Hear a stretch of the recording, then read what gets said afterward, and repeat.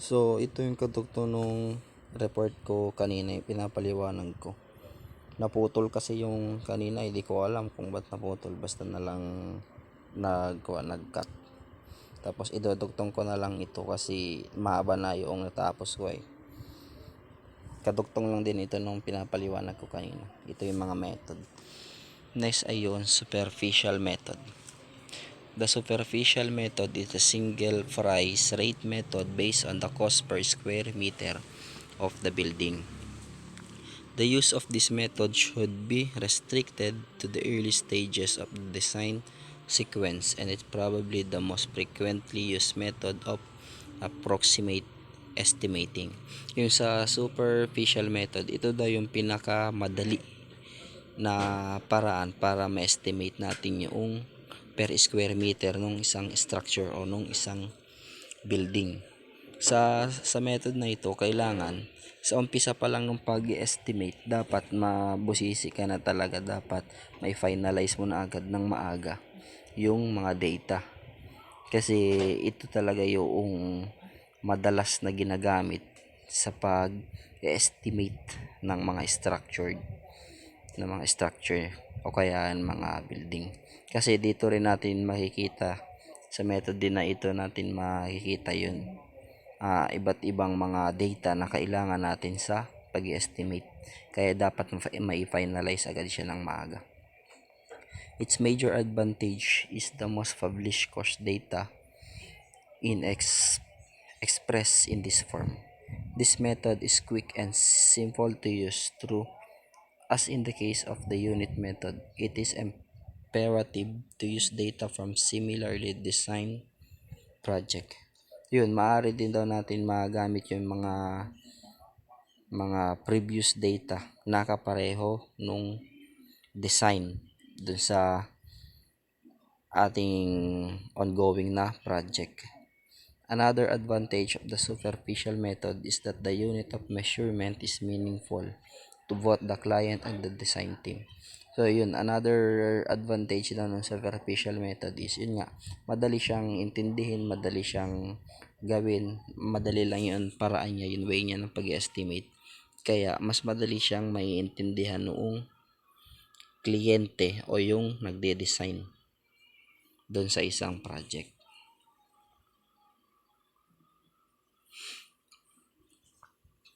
All measurements are taken from the face of external walls.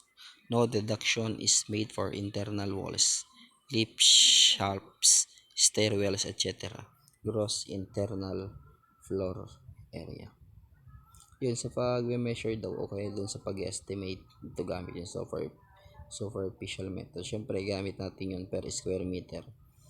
Yung sa pag-estimate niya kada rooms, yung pagkukuha natin sa mga walls, dun sa mga stairwells, yun, hindi na natin siya dapat bawasan yun sa pagsusukat. Kasi approximate na talaga yung superficial method.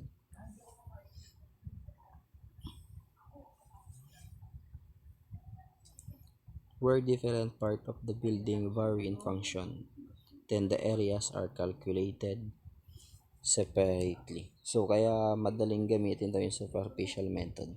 Kada area, kumbaga sa area 1, area 2, yung pag-estimate natin doon is naka-separate bawat area, bawat unit.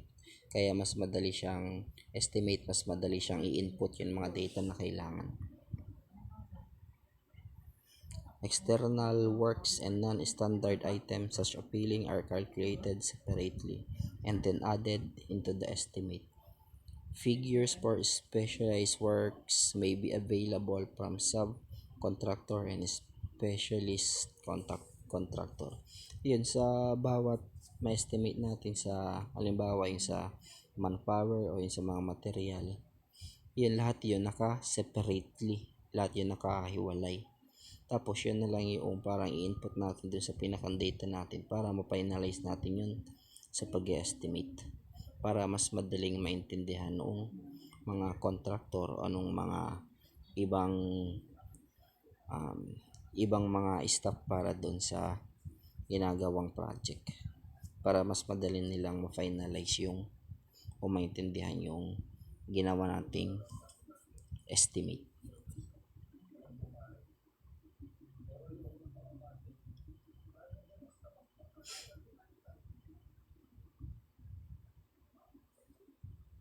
Yun, meron din tayong example nung sa superficial method, yun sa may building, yun sa per rooms na nga, per unit. Gross floor area per office block show in figure 3.3. Ito yun, figure 3.3. Yan.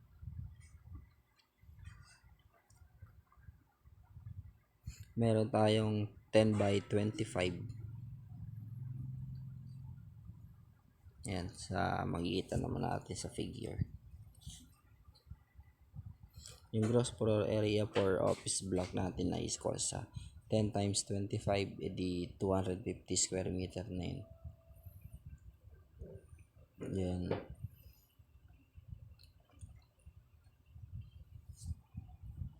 Yun, yung sa gross floor area, para ma-compute natin yung area nun, pag times lang natin yung base tsaka yung height nitong nasa kanan na picture. Ayan, 10 yung kanyang base, tapos 25 yung kanyang height, kaya nakuha natin yung 250 square meter. Tapos nung pagkakuha natin dun sa 250 square meter, imamayinas naman natin yung 2 times 3 times 7.5. Makikita din natin yun dun sa may picture sa may kanan. Ayan. Kaya magkakaroon tayo ng 205 square meter. Yun na yun ating gross floor area. Tapos kukunin naman natin yung area of 5 floors. Yung 5 floors kukunin natin area. So gagawin natin yung gross floor area times lang natin sa 5. Kaya magkakaroon tayo ng 1025 square meter. Tapos para makuha naman natin yung unit cost, kailangan lang natin i-multiply sa 1,100 per square meter. Yan, makukuha natin yun 1,127,500. Yun na yung ating estimate para doon sa 5th floor natin. Next natin ay yung basement. Yung sa basement naman, para makompute natin yun sa area ng basement, kailangan lang din natin times yung base nya na 7. Hindi natin isasama yung 3, yung 7 lang.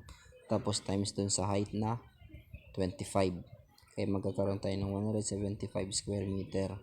Times mo lang din dun sa unit cost na 1,300 per square meter. Kaya magkakaroon tayo ng total unit cost na 227,500.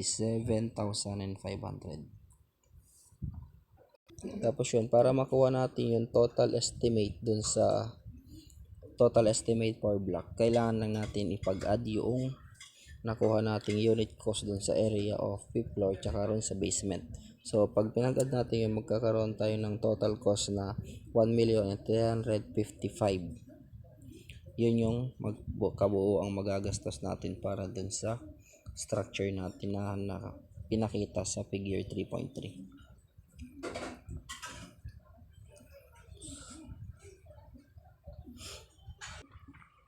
Next ay yung approximate quantities. Approximated quantities are regarded as the most reliable and accurate method of estimating, provided that there is sufficient information to work on. Depending on the experience of the surveyor, measurement can be carried out fairly quickly using composite rates to save times. The rules of measurement are simple, although it must be said they are not standardized and tend to vary slightly from one surveyor to another. Yun yung sa approximate quantities daw. Ito yung pinaka-reliable and accurate method para gamitin sa pag-estimate. Kasi dito na po provide yun mga information na kailangan doon sa field. At saka depende din daw yun sa mga experience ng mga surveyors. Kunyari, yung mga surveyors, kailangan nila maging fair dun sa mga rules na ginagawa nila. Kunyari, yung mga surveyors, nag-share sila ng kanilang mga data tungkol dun sa estimate ng isang structure. Yun, kailangan mong maging fair para maisip mo ng maayos yung mga kailangan kung sa area na ito, kung kailangan magbawas or magdagdag o sakto lang. Yun, parang magsishare yun mga surveyors ng kanilang mga data para kahit on-site magawan nila ng paraan. Yun, kailangan nilang i-estimate para makapag-save na din sila ng oras.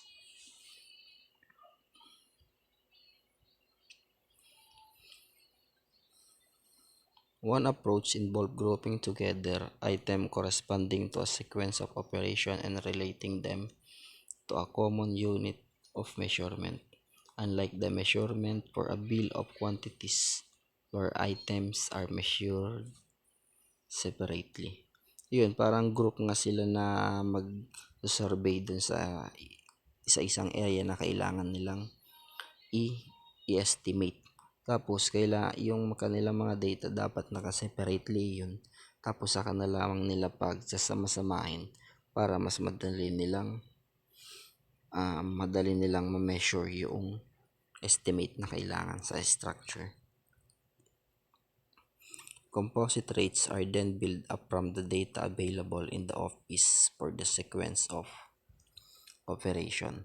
Yun, yung mga data na nakalap ng mga surveyor, ikukuhan lang nila yun sa office, ipapunta lang nila sa office para kung kinakailangan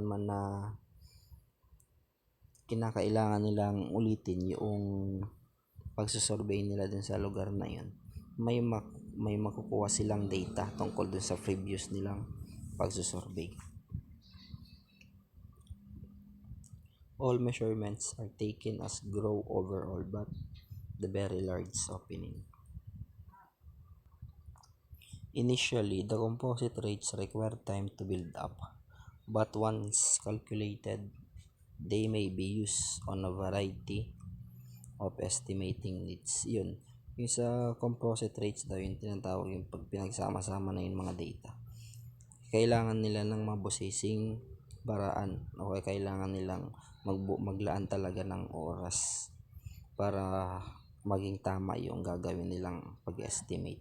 Pero once daw na na-calculate na yung cost o yung kinakailangan dun sa isang project o dun sa isang structure, yun magagamit na yun talaga yung approximate na magagamit nila para dun sa mga estimate na kailangan. Next naman natin ay yung parametric cost estimate. The parametric model uses historical data as the basis of the model's predictive features.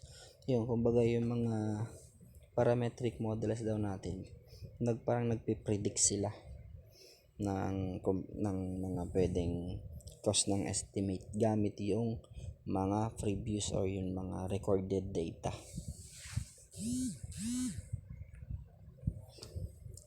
Parametric models calculate the dependent variables of cost and duration based on one or more independent variable.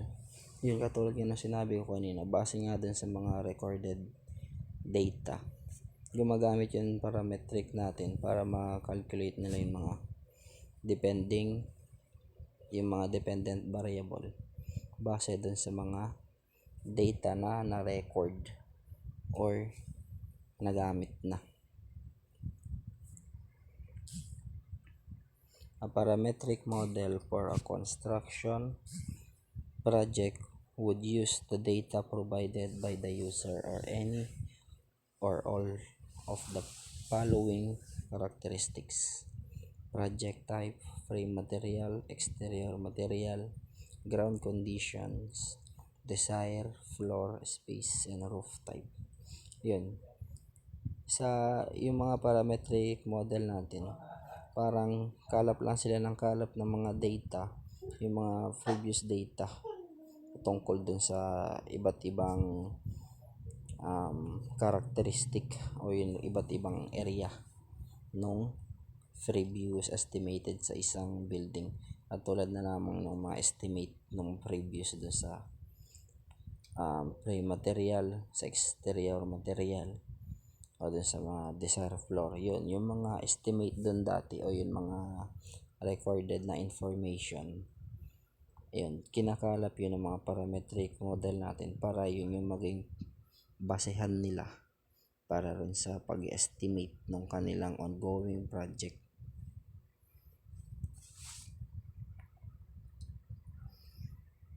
Parametric estimate models are refined and fine-tuned for a specific project within specific industries. Many organizations have developed parametric models for project of their own specialty. Yung sa mga parametric estimate model natin, sila yun nag-aayos ng mga napunta sa kanilang project within specific industries lang din. Kumbaga parang industries to industries.